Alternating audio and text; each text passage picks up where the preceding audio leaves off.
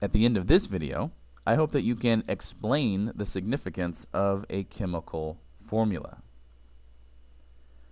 Chapter 7, Section 1, Chemical Names and Formulas. The total number of natural and synthetic chemical compounds runs in the millions. For some of these substances, certain common names remain in everyday use. For example, calcium carbonate is better known as limestone, and sodium chloride is usually referred to simply as table salt. And most people recognize hydrogen oxide by its popular name, water. Unfortunately, common names usually give no information about chemical composition. To describe the atomic makeup of compounds, chemists use systematic methods for naming compounds and for writing chemical formulas. In this chapter, you will be introduced to some of the rules used to identify simple chemical compounds. Significance of a chemical formula. Recall that a chemical formula indicates the relative number of atoms of each kind in a chemical compound.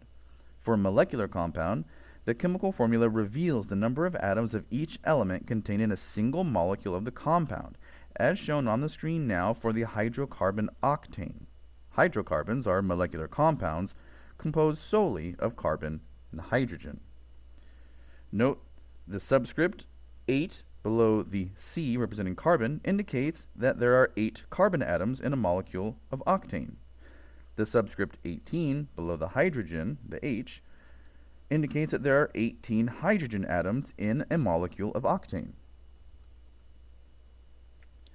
Unlike a molecular compound, an ionic compound consists of a network of positive and negative ions held together by mutual attraction. The chemical formula for an ionic compound represents one formula unit, which is the simplest ratio of a compound's positive cations and its negative anions. The chemical formula for aluminum sulfate, an ionic compound consisting of aluminum cations and polyatomic sulfate anions, is shown on the screen now or on page 204 of your text. Note how the parentheses are used. They surround the polyatomic anion to identify it as a unit.